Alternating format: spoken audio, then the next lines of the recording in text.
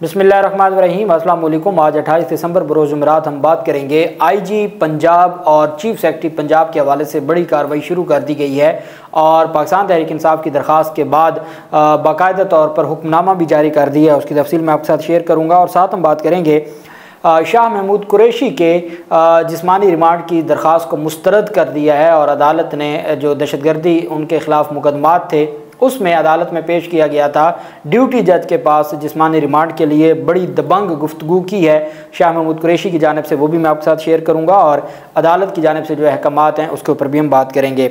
सबसे पहले मैं आपको बताता चलूँ कि पाकिस्तान तहरीक इंसाफ के रहनुमा और सरबराह इमरान खान के कागजात नामजदगी पर जो इतराज़ था उस पर समाअत हुई और पाकिस्तान तहरीक इंसाफ के वकला ने जो दलाइल दिए और जो फ़ैसला महफूज हुआ उसमें अदालत की जानिब से जो बहुत अहम चीज़ें हैं। साबिक चेयरमैन पीटीआई के वकील अज़हर सदीक ने कहा कि बानी पीटीआई की नाअहली आर्टिकल 62-63 के तहत नहीं हुई, किसी भी उम्मीदवार की नाअहली का तरीक़ाकार आइन में दिया गया है। रिटर्निंग अफसर ने सवाल किया कि इतना बताएं कि क्या उम्मीदवार की नाअहली का नोटिफिकेशन किसी अदालत ने मुअत्तल या ख़त्म किया है कि नहीं। वकील अज़हर सदीक ने कहा कि इस बारे में कुछ देर तक तफसीलात फराहम कर देंगे। बानी पीटीआई के वकील ने नए तजवीज़ और तायद कुनिंदा पेश करने की दरख्वास्त दायर कर दी।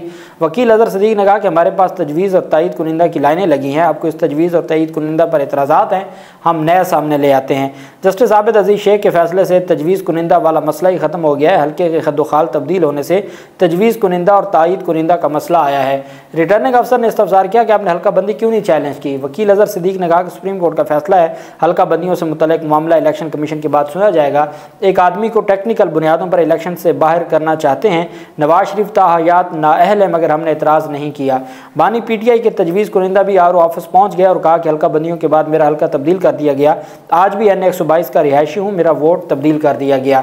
नून लीग के उम्मीदवार मियां नसीर अहमद अपने वकील चौधरी मोहम्मद रमज़ान के हमरा RO के रूबरू पेश हुए।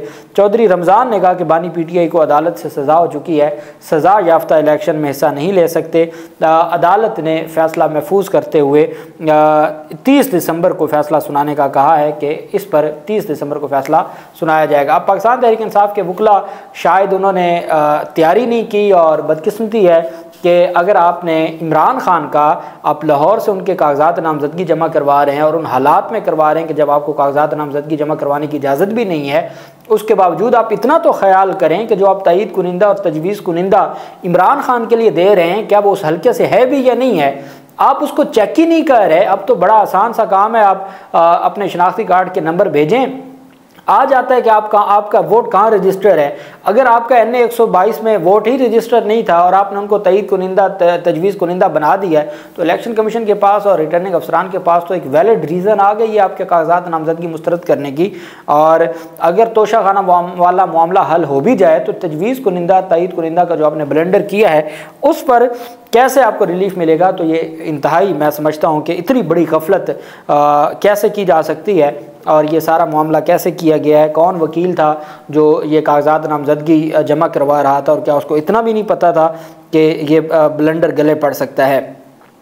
शाह महमूद कुरैशी को अदालत पेश किया गया, कल उनको गिरफ़्तार किया गया था। जिस तज़हीक आमेज़ तरीके से गिरफ़्तार किया गया, लगता तो यही था कि हमारे मुल्क की अदालतें खुलेंगी, लेकिन चूँकि हमारे मुल्क की अदालतें मुकम्मल तौर पर हमेशा के लिए बंद कर दी गई हैं इंसाफ के लिए। पाकिस्तान तहरीक इंसाफ के वाइस चेयरमैन ने अदालत के सामने जो गुफ्तगू की है, उन्होंने जुडिशल कम्प्लेक्स में ड्यूटी एडिशनल एंड सेशन जज सैयद जहांगीर अली शाह की अदालत में समाअत की। पुलिस ने साबिक वज़ीर ख़ारजा को हथकड़ियाँ लगा के पेश किया। जज ने कमरे अदालत में उनकी हथकड़ी खुलवाई जब उनके वकला की जानिब से इस्तदा की गई। प्रोसिक्यूशन टीम ने मुकम्मल तफ्तीश के लिए 30 दिन के जिस्मानी रिमांड की इस्तदा करते हुए कहा कि शाह महमूद कुरैशी ने 9 मई को अवाम को एहतजाज के लिए उकसाया। शाह महमूद कुरैशी रोस्टरों पर आकर कहा कि मुझे झूठे मुकदमे में फंसाया गया, SHO जमाल ने मुझे धक्के और लातें मारी, मुझे पंच मारे गए, मेरी हालत ख़राब थी इसलिए तिब्बी इमदाद की इस्तदा की मगर पुलिस अफसरान ने इनकार कर दिया। शाह महमूद कुरैशी रोदात बताते हुए कमरे अदालत में अबदीदा हो गए और बताया कि रात भर मुझे ठंडे इंतहाई फ्रीज़र रूम में इन्होंने रखा गया, लाइट्स बंद करके मोमबत्ती जला दी गई, फिर अचानक तेज़ रोशनी के साथ फुल लाइट्स जला दी गई और 20-25 अफराद ज़ोर ज़ोर से कह के लगाते रहे। मुझे रात भर सोने नहीं दिया गया, क्या ये इंसाफ है।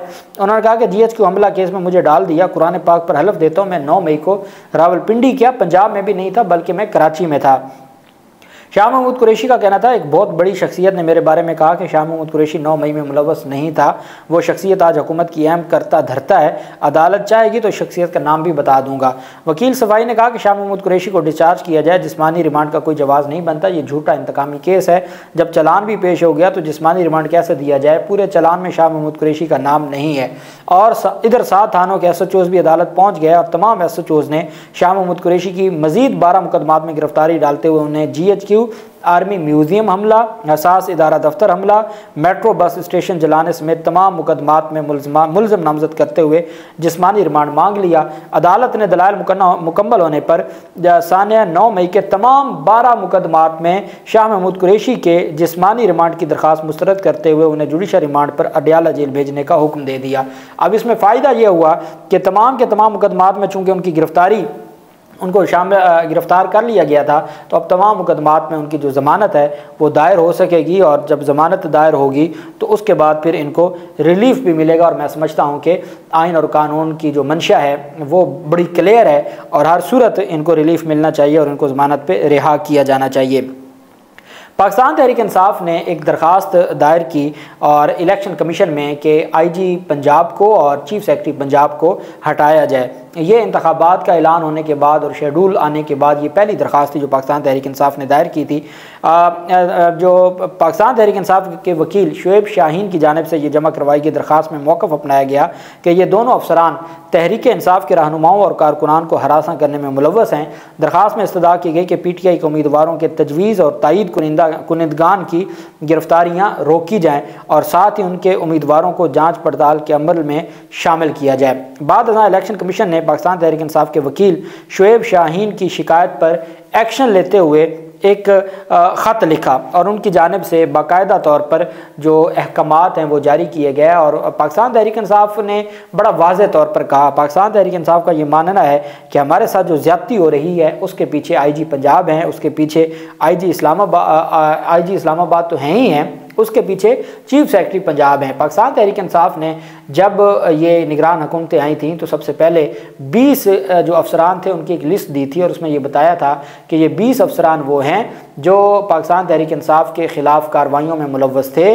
ये पाकिस्तान तहरीक इंसाफ के ख़िलाफ़ मुख्तलिफ़ कार्रवाइयों में मुलव्वस थे और पाकिस्तान तहरीक इंसाफ को ये हर सूरत दीवार के साथ लगाने में मुलव्वस थे। इन लोगों के ख़िलाफ़ कार्रवाई की जाए। और उसमें CCPO लाहौर भी थे और बिलाल सिद्दीक कमियाना जो हमज़ा शहबाज़ के दौर में थे और भी बड़े अफसरान थे जो हमज़ा शहबाज़ के दौर में थे और हमज़ा शहबाज़ के दौर में जो अफसरान थे वो आज तक उनको बरकरार रखा गया है। और बदकिस्मती ये है कि किसी को नहीं उतारा गया और कोई पूछने वाला नहीं है।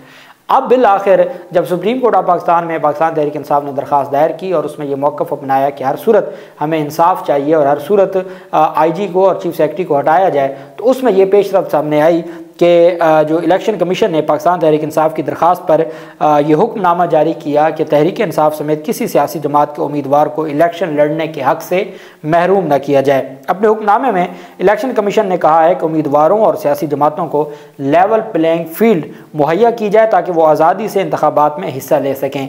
इलेक्शन कमीशन ने पाकिस्तान तहरीक इंसाफ की दरख्वास्त पर चीफ सेक्रेटरी पंजाब और IG पंजाब को ख़त लिखा है कि सियासी जमात की शिकायत कानून के मुताबिक दूर की जाए शिकायत और यकीनी बनाया जाए कि पाकिस्तान तहरीक इंसाफ के उम्मीदवार रिटर्निंग ऑफिसर्स के सामने आज़ादाना पेश हो सकें और हर सूरत उनको ये रिलीफ दिया जाए। अब इसी तरह क्या एक हुक्मनामा लाहौर हाई कोर्ट ने भी जारी किया। लाहौर हाई कोर्ट के जस्टिस शेख अब्दुल अज़ीज़ जो कि रावलपिंडी बेंच के हैं, उनकी जानिब से DPO अटक को तलब किया गया था चूँकि मुख्तलिफ़ दरख्वास्तें थीं जो मेजर ताहिर सादिक और उनकी फ़ैमिली की जानिब से अटक में पाकिस्तान तहरीक इंसाफ के जो उम्मीदवारान थे जिस तरीके से उनको हरासा किया जा रहा था और जिस तरीके से उनको हर सूरत इंतखाबात से दूर किया जा रहा था, तो उस पर बाकायदा तौर पर अदालत ने अहकामात जारी किए और अदालत ने कहा कि पाकिस्तान तहरीक इंसाफ के किसी भी तजवीज़ कुनिंदा या तायीद कुनिंदगान को हरासा ना किया जाए और पाकिस्तान तहरीक इंसाफ को मुकम्मल तौर पर रास्ता दिया जाए, मुकम्मल तौर पर इंतखाबी मुहिम चलाने की इजाज़त दी जाए, मुकम्मल तौर पर आज़ादी दी जाए, बुनियादी इंसानी हकूक़ का ख्याल रखा जाए। और अदालत ने कहा कि जो हरासा करेगा पाकिस्तान तहरीक इंसाफ के लोगों को वो फिर ये जान ले कि अदालतें उसके सामने खड़ी होंगी बड़े सख्त अहकामात जारी किए। अब होता क्या है, केस टू केस तो रिलीफ मिल जाता है, जो लोग हाई कोर्ट पहुंच जाते हैं उनको रिलीफ मिल जाता है, उनके अहकामात जारी होते हैं और उनके अहकामात के बाद उनके कागजात नामजदगी उनको पेश भी होने दिया जाता है, उनके कागजात नामजदगी मंजूर भी हो जाते हैं। पहले भी ऐसा हुआ।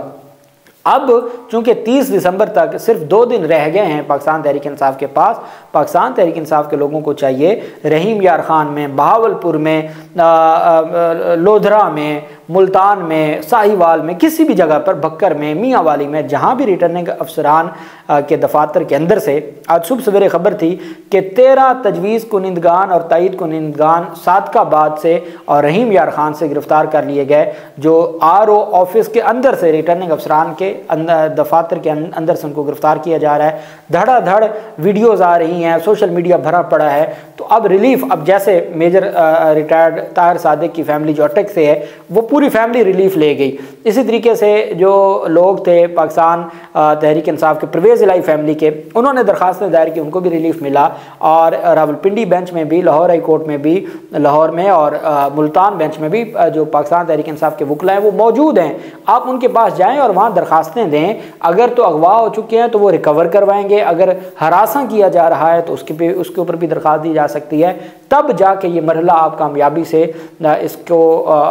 इसको आप तय कर सकेंगे, नहीं तो मसाइल बढ़ते जाएंगे और चीज़ें बेहतरी की बजाय ख़राबी की तरफ जाएंगी। अब देखते हैं, उम्मीद तो है कि कल सुप्रीम कोर्ट शायद पाकिस्तान तहरीक इंसाफ की लेवल प्लेइंग फील्ड की दरख्वास्त को समाअत के लिए मुकर्रर कर दे। जो भी तफसीलात होंगी आपके साथ शेयर करते रहेंगे। अल्लाह पाक पाकिस्तान का हामी नासिर हो। बहुत शुक्रिया। अल्लाह हाफिज़। पाकिस्तान जिंदाबाद।